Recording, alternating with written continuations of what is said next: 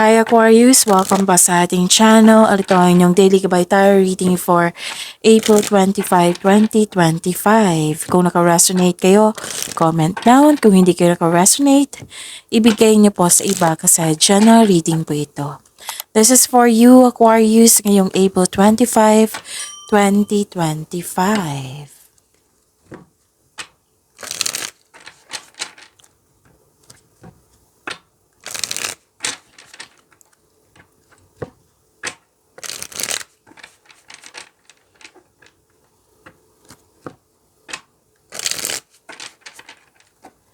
Para po ito sa inyo, Aquarius, ngayong April 25, 2025.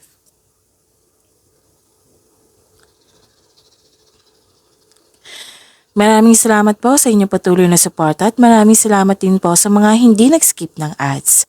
Gamitin ang reading na ito bilang gabay lamang sa mga hindi pa subscribe na po kayo at click bell notification para malaman nyo na may bago tayong video. Para sa mga gusto magpa-reading po, may lumabas dyan sa screen nyo ngayon. Panoorin nyo po at sundin ng instruction.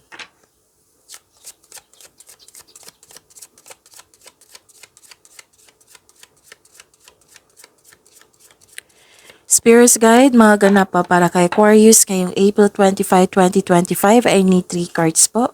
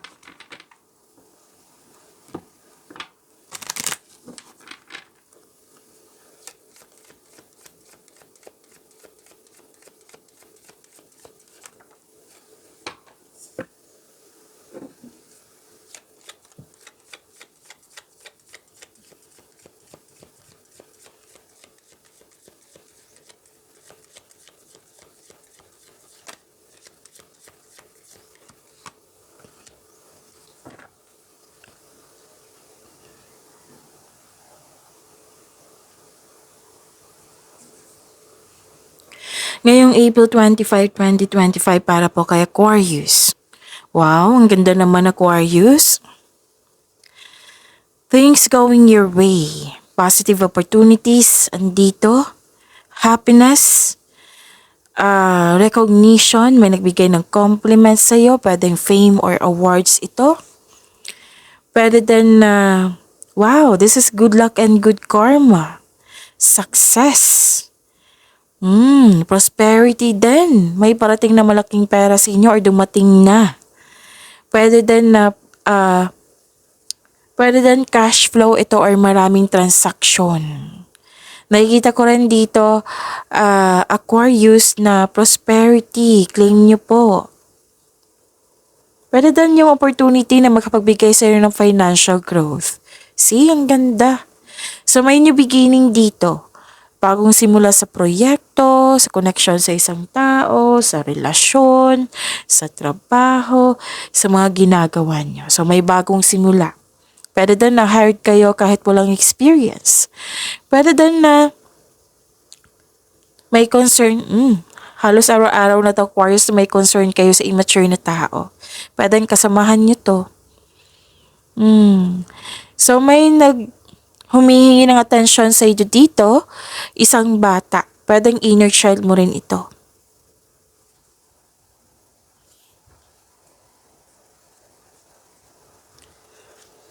Ay wow, ang ganda naman.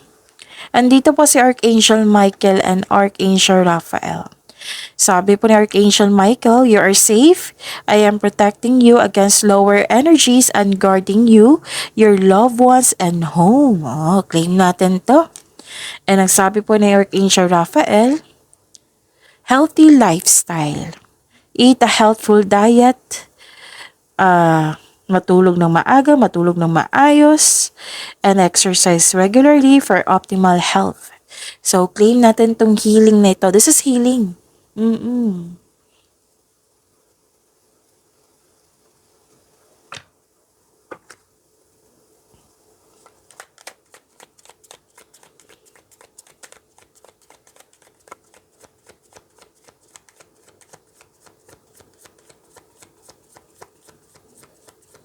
Spirits guide, ano ba yung energy ni Aquarius ngayong April 25, 2025?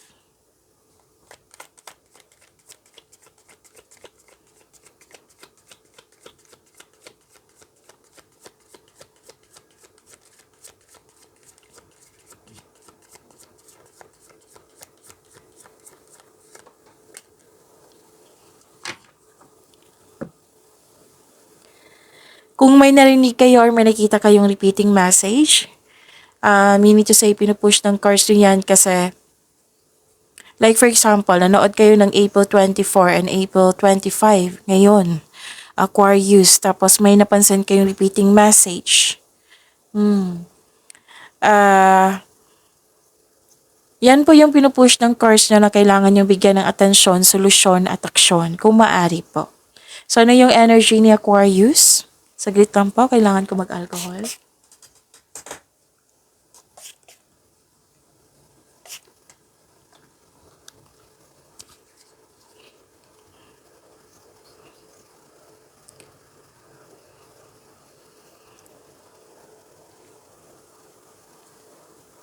Okay. Malakas ang inyong intuition ngayon. Pwedeng nag-self-study kayo ngayon. Pwedeng may kausap kayo na isang feminine energy or kayo ito. May changes na naganap. Naka-receive kayo ng wisdom message. Common sense, awareness. Okay, may malalaman kayong sekreto mula sa isang tao. Makinig kayo sa inyong intuition. Sabi ng card. So, ang advice po dito, clear your mind and ask your heart for the answers you seek. Yes, kasi parang naghahanap kayo ng sagot dito sa inyong mga katanungan, solusyon sa inyong problema. So, sabi ng card niyo po dito, the answers are already within you. Nasa iyo na po. So, trust your own counsel first. Makinig kayo sa inyong intuition. Makinig kayo. Instead kayo mag-overthink or mag-overanalyze, magbigay ng tiwala sa inyong sarili. Okay?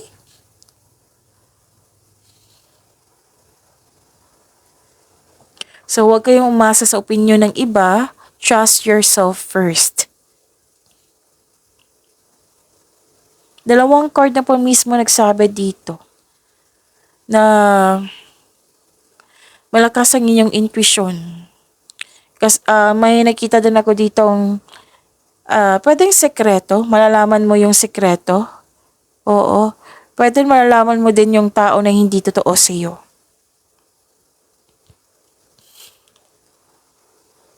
Mas lumawak yung ambisyon mo sa buhay. Hindi ka satisfied sa inyong status ngayon, kaya mas lumawak yung ambisyon mo sa buhay. Mag-ingat lang kayo sa taong hindi totoo sa inyo. Malalaman mo to kung sino ito. Now, kasi dalawang card po nagsabi dito na mag-connect kayo sa inyong intuition. Makinig sa inyong intuition kasi take advantage. Kasi dalawang card na mismo nagsabi dito na malakas sa inyong intuition. So now, kung bago kayo dito na hindi nyo pa alam kung paano mag-connect, i-search nyo po sa Google. I-type nyo how to connect to my intuition. Kasi marami pong paraan yan. Siyempre, maraming lalabas dyan. Piliin nyo yung mga legit website. Okay?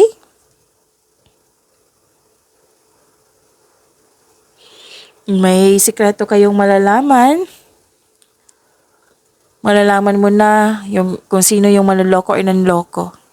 And this card also tells you na dapat ikaw ay magpahinga at magnilay-nilay. So, mag-ingat kayo sa isang tao na hindi totoo sa iyo. Be careful of seeing things that are not there. Pwede daw sa kontrata ito. Pwede lumabas to kahapon sa inyo, Aquarius, kung hindi ako nagkakamali. So, better na pay attention ha. Yung sabi ko kanina sa inyo, kung may repeating message, yan talagang pinupush ng cards nyo. Yung kontrata ito, then basahin nyo ng mabuti kasi basta may nakita ako na hindi totoo. Pwede yung sa isang salita to, sa mga sinasabi ng isang tao, or sa isang document.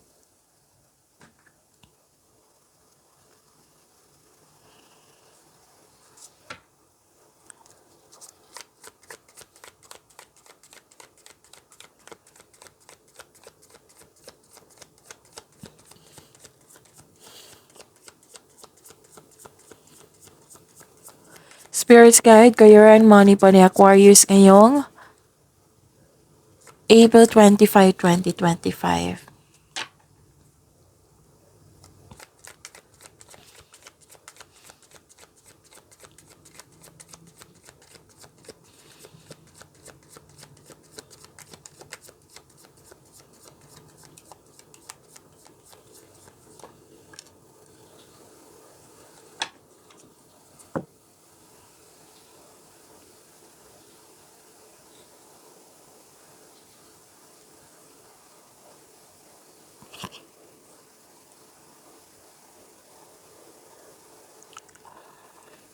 May challenge dito sa grupo ng tao, Aquarius. Feeling mo kinokontrol ka ng mga taong ito para hindi masunod yung plano mo sa buhay.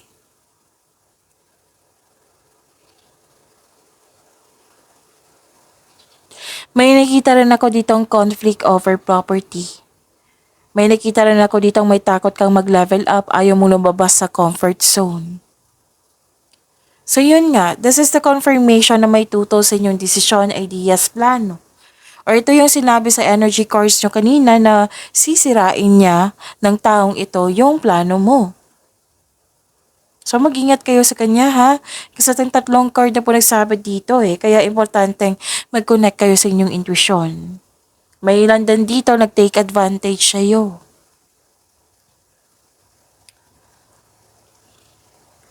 Tatlong card na mismo kasi nagsabi dito, mag-ingat kayo sa mapaninlang na tao at may pagnanakaw. So ingat talaga. Malalaman mo to kasi malakasin yung intuition. Basta makinig ka lang.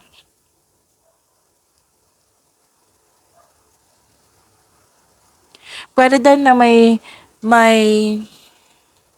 like tradition, may tradition. Pwedeng may ganap na breaking with tradition, yung hindi mo sinunod. Pwedeng rules ito na hindi sinunod. Pwedeng concern mo ito or concern mo sa isang tao.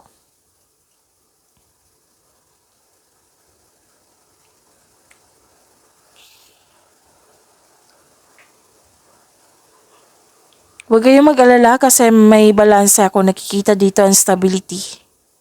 Pagkakaisa.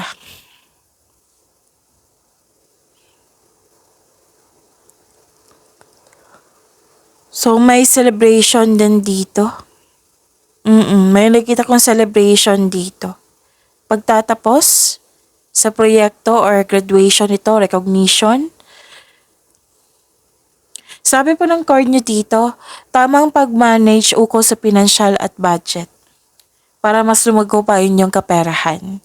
Pero din time management po sa inyong trabaho dyan para iwas burnout. So, this is balance ha. Oo, pwede din naging balanse na, like for example, hindi nagkaroon ng nagkaroon ng disbalance sa inyong kaperahan. The other day, last week now, nagkaroon ng balanse. Basta magkaroon lang po ng management sa inyong pera para mas lumago pa ito. Yan yung advice ng court. Excuse me, kailangan ko mag-burp?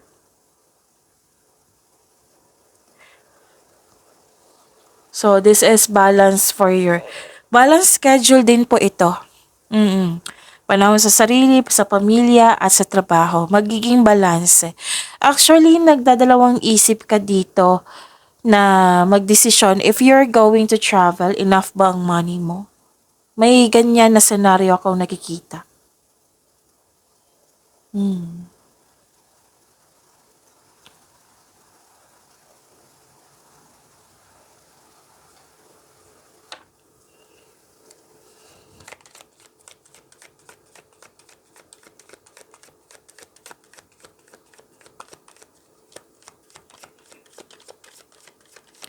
Spirits guide, love life, self-love, partnership, and romancing Aquarius ngayong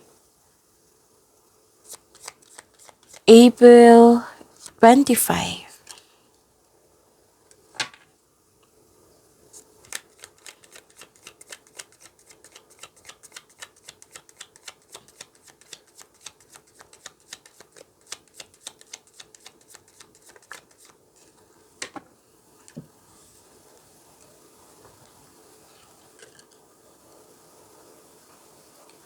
Lakasan niyo po yung loob niyo. Kasi nagkaroon kayo ng lack of confidence dito. Maging weak, madaling mag-give up. Ito yung concern kanina na wala kayong tiwala sa inyong sarili. Uncomfortable ka sa situation mo ngayon. Ang advice ng card niya po dito, have faith in the universe. Face your fears with self-confidence and courage. So, this card asks you na harapin mo yung fears, struggles, or challenges kesa iwasan mo ito. At mag-move forward kayo with courage. You don't know your own strength until it is tested. So, feel your fears and take action anyway. Maging matatag kayo kasi ma-overcome mo rin tong mga challenges or struggles po.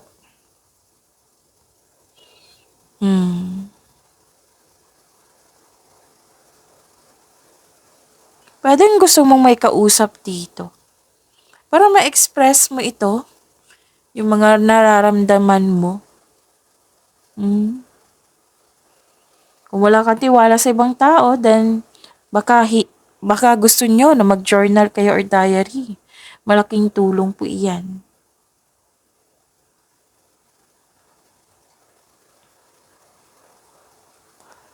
Okay.